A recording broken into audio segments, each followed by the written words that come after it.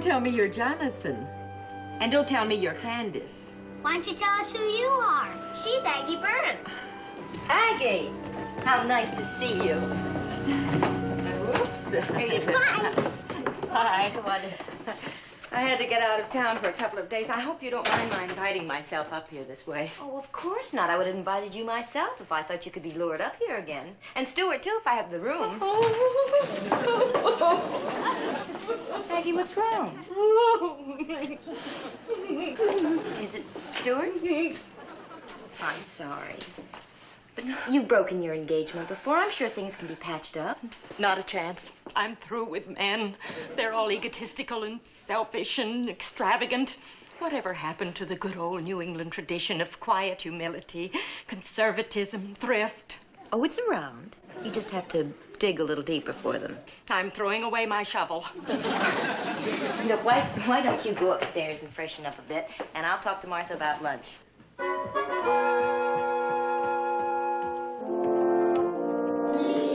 Man-hating woman in my home, and it's the ultimate irony. She doesn't really hate men. It's just the mood she's in. She'll get over it with a little help. From you? If she needs it, yes. I mean, somebody has to help her. I suggest Mother Nature rather than Mother Muir.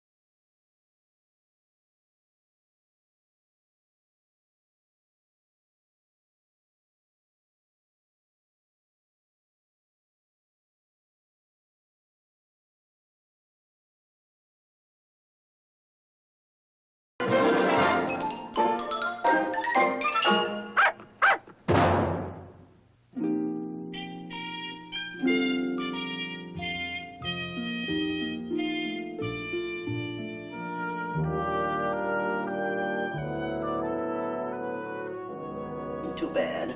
I always hate to see one of the members of our team lose in mixed doubles. Well, Aggie's a little cynical now. But, you know, I think it's a little like when a rider falls off a horse. You get her on another horse as soon as possible. Trouble is, there aren't that many good horses in the pasture. And the few there are tough to get on the bridle path. We must know somebody who'd be nice for her. Like who?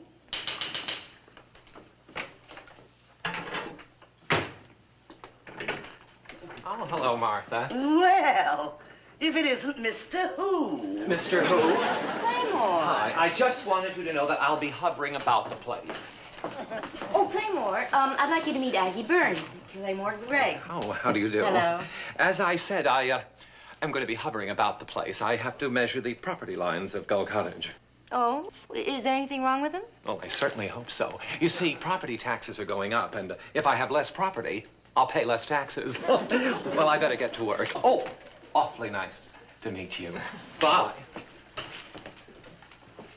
What'd you think of it? Who? Claymore, the man that just left. Oh, he's a man.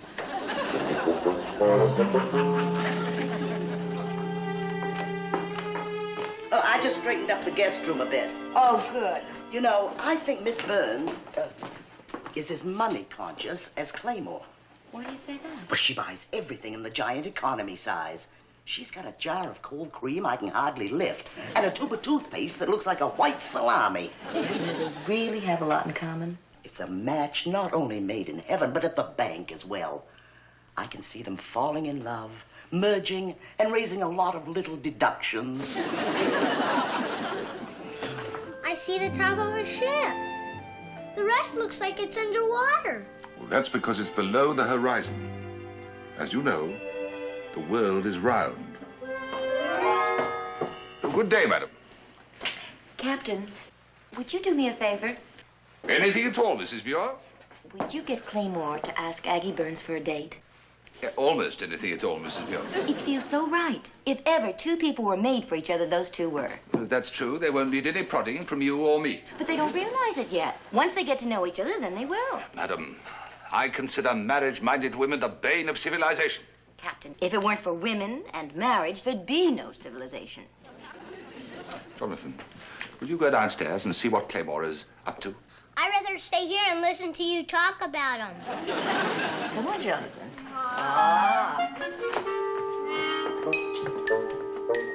Now, if a man wishes of his own free will to enter the state of matrimony, so be it.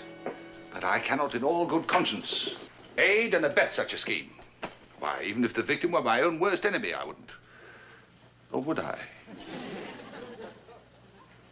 I'll be delighted to help you.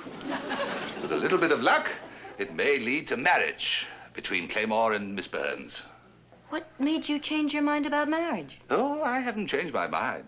There is nothing I abhor more than marriage, except Claymore. Will you get back? Will you take this New England shoelace terrier out of here and remove yourselves as well? He won't hurt you, Mr. Gregg. Oh, no. What do you call chewing up 30 cents worth of prime shoelaces? Come on, Scruffy. Oh, I wonder if I can reweave this. Can I give you a hand, Claymore? Will you please go away? I'm an old hand at this. I think I can be of some little help. I do not... All right, where are you? No, don't you touch me. No, I have every right to be here. Now, you keep away from me. No need to be frightened. I merely wanted to have a little chat with you, my friend. Sit down. But I'm not your friend. You hate me. No, I do not hate you. You're just saying that. No, I'm not. I do not hate you. Do you like me? I like you. You really like me. I really like you. How much? Sit down. Claymore. Claymore. You are the last of the Greggs. After you, who is going to carry on the proud name? There is no one else. So it's up to you, my boy. The time has come for you to get married. Married? Married and have children. But I have never given a thought to having children and getting married. It's the other way around. Well, whichever way it is, I don't think I'm ready yet. Of course you are. You were made for marriage, as a carpet is made to walk on. No, I don't think so. Besides, I like things the way they are now. Just me and my little bird. Don't you see that having a little bird is merely a subconscious desire to have a child? It's a substitute. Well, I'll just try a few more substitutes first and work my way up to babies. Can't you imagine the thrill of having your own little Claymore Jr. in your arms? He turns his chubby little face up to you and gurgles at you. Could you go? Little fella, could you go? You're a natural-born father. Could you go? You know, once I set my mind to it, I think I can do most anything. Then do not let this opportunity pass by, my boy. Providence has provided the perfect mate for you, Miss Burns. That Miss Burns? Miss Burns, but we've hardly spoken. That is no drawback to marriage. After all, she told Mrs. Muir that she'd like to go out with you. Well, can you blame her? All you have to do is invite her. No, I don't think so. But thanks very much anyway. Well, she's a marvelous girl. She is intelligent and well-read. Oh, I'm sure. And she dresses very well. She knows the most interesting people. She's traveled the world. And she has lots of money. She sounds like a very interesting person. I thought you'd appreciate her many virtues. You know, Captain, to tell you the truth, from time to time, every now and then I have given a thought to marriage and having children. Mm-hmm. After all, I have so many marvelous qualities. I should pass them on to someone.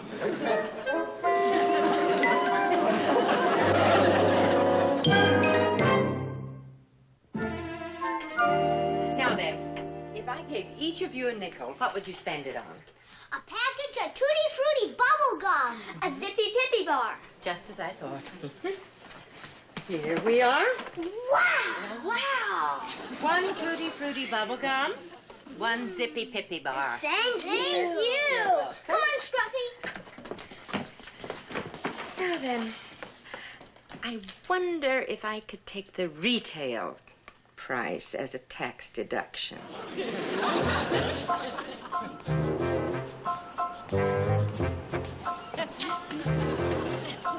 Courage, Claymore. Oh, courage. Surely you've heard of it. Oh, yes. Well, I don't know what to say to her. I mean, I've never asked anyone to get married and have children before. One step at a time. All you need do now is invite her out for the evening. The rest will come in due course.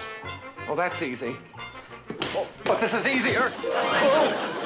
Just invite her out with you in your own suave, debonair way. Captain, you might not believe this, but down deep, I am not the suave, debonair fellow you see on the surface. I shall be by your side, telling you exactly what to say. You will? And she won't see you? No, nor hear me either. Now, Claymore, Miss Burns will be out here in a moment. How do you know she'll be out here in a moment? Ooh. You.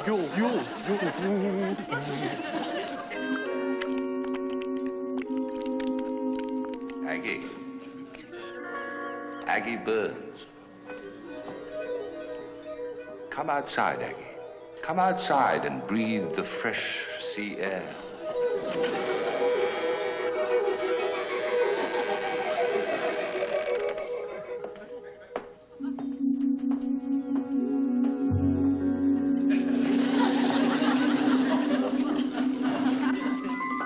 Begin by kissing her hand and... No, I can't do that. No, I'm sorry. I've never kissed anybody's hand before. I don't know how. You merely take the young lady's right hand firmly in your own, press it to your lips all the time, looking her straight in the eyes. Do you think it's all right for us to kiss on our first date? Oh, Claymore, this isn't really a kiss. You're merely touching the young lady's hand with your lips. Here's your chance. What'll I say? Miss Byrne, how nice to see you. Then you extend your hand to hers. Miss Burns, how nice to see you. Hello, Mr. Gray. Now look her in the eyes, take her hand and kiss it. Oh, I'm sorry. I forgot about the hand lotion. Oh, hand lotion. Well, in that case, let's not waste it. Oh, that's sensible. It's lovely. Thank you. I hope it doesn't seem forward of me. You forward. I beg your pardon. You've got to say that to her, stupid. Of course. I hope it doesn't seem forward of me. But I would even risk being thought forward. You hope what doesn't seem forward to you? Wait, I didn't finish. But I would even risk being thought forward. Rather than chance you're leaving Schooner Bay. Rather than chance you're leaving Schooner Bay. Before I've had the opportunity to get to know you better. Before I have had the opportunity to get to know you better. Well, I'm not planning to leave for a while. Oh, good. Claymore! Oh. Invite her out to dinner. Wait, oh, no. I mean, why can't I invite her out after dinner? Why? Claymore! Miss Burns, I should like very much to ask you out to dinner tonight. Oh, well, I think it's rather extravagant eating out.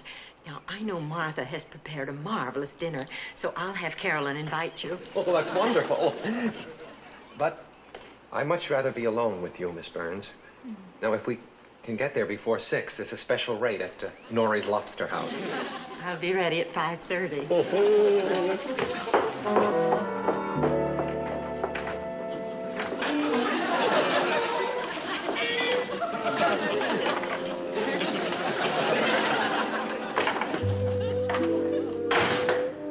You know, there's something very attractive about that girl.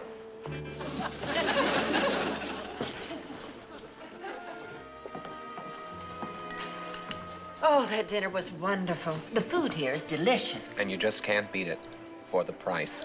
Which adds to the enjoyment. You know what I hate? I hate those restaurants where you pay extra for a lot of... The decor. The decor, exactly. You know something? You're a very intelligent person. So... Oh, thank you. check. Thank you, so it's lovely. Just lovely. Thank you.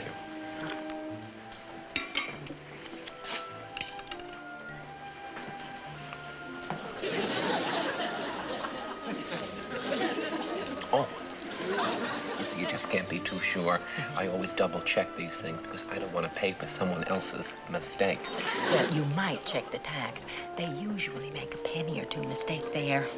That's a good point. That's all right. Oh, there's something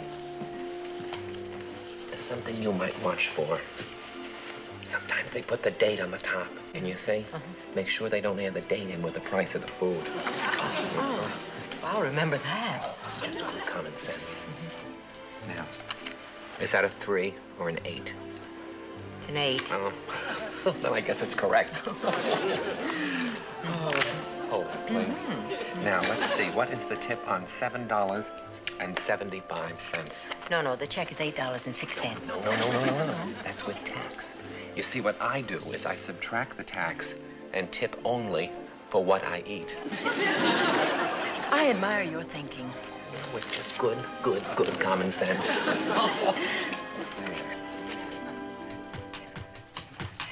Okay, now say goodnight to your mother. Hey, Is Claymore going to be Miss Burns' new boyfriend? Little pitchers have big ears.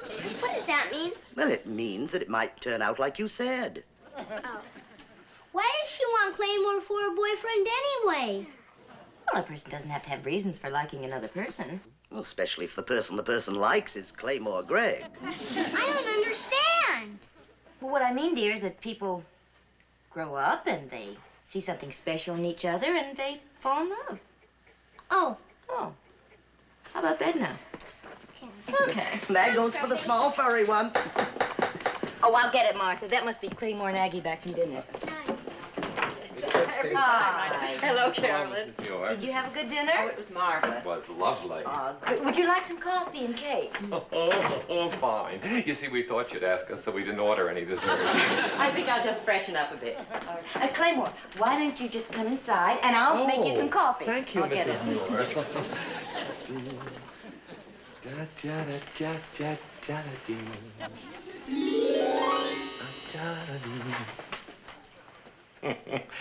You were right.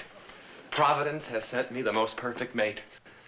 I may even propose to her tonight. Well, give it some thought first. Oh, I already have. I owe this all to you. Mm-hmm. Yes. All to me.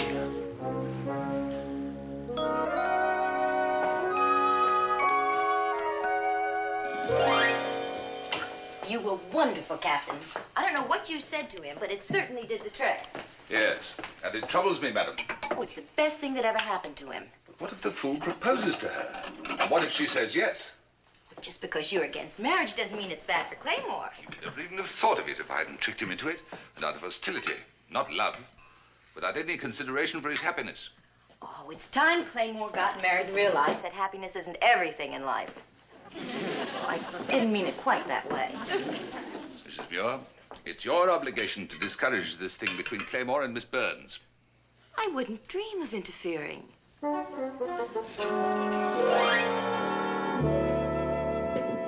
Miss Burns, may I have your cute little paw in holy matrimony? Oh, no, it's too violent. Aggie. Aggie, my Aggie. Would you do me the honor of becoming my wife? No, it's too loud. Miss Burns, I love you. No, not you. Claymore, I have been reconsidering what I said to you before. I'm afraid I've done you a great injustice. How's that? Well, I painted a picture of marriage that at best is a fraud. I urge you to break off your relationship with Miss Burns. But I love Miss Burns. Nonsense. That was merely the power of suggestion. The world is full of women, my boy. Full of women. Why make one miserable when you can make several happy? But I don't want several. I want Miss Burns.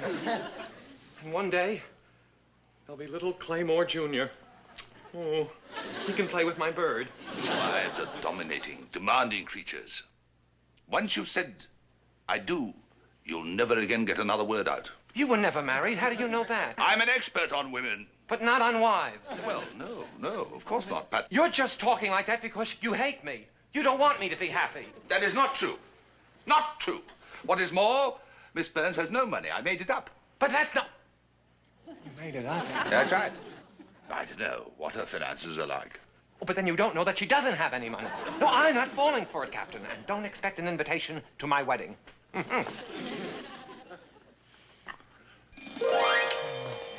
Sorry to keep you waiting, Claymore. Well, that's perfectly all right, Miss Burns. Here we are.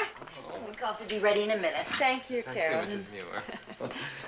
Well, shall we? Yes. May I offer you some? Oh, please, yes.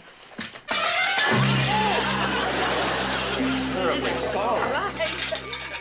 Very sorry. Oh, sorry. It's quite all right. Miss Burns. Yes.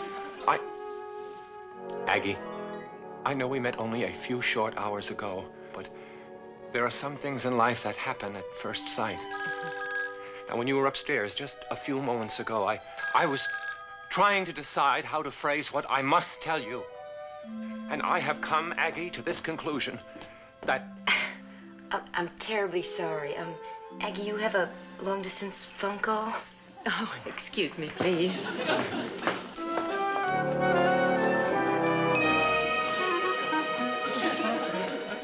Hello? Yes, this is she. Hello. What? What? What? Well, do you mean it? Yes, I'll leave this very minute. Oh, that was lovely lobster. Thanks a lot. So I came to the conclusion that... Aggie, what's wrong? Oh, nothing. Everything. That was Stuart. He can't live without me. He wants to marry me right away. Oh, I'll come back for my things later. And I'll send you a wet postcard from Niagara Falls.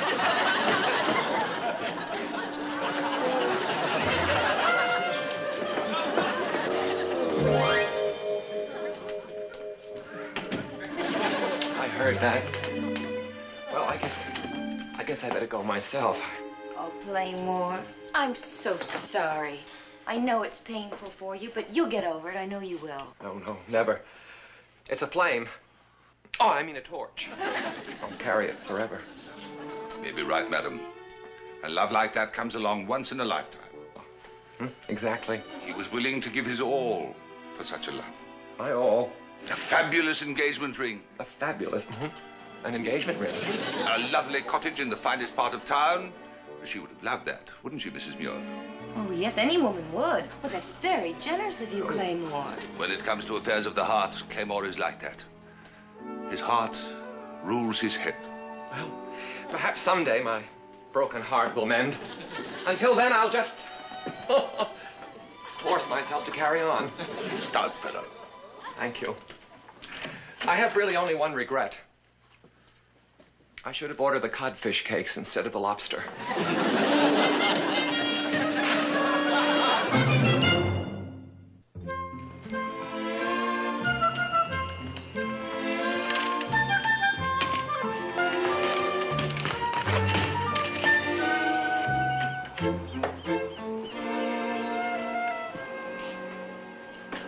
Oh, Claymore. Cheer up. Don't take it so hard. It's easy for you to say. You don't care about my troubles. Or you either. Claymore, my boy. Mere trouble couldn't possibly justify that expression on your face. Only tragedy could. Well, it is tragic. Oh, Claymore, you'll forget about Aggie in time and... Aggie? The tragedy is that the property turned out to be bigger than I thought. Instead of reducing my tax, I have to pay $5.82 more. Oh.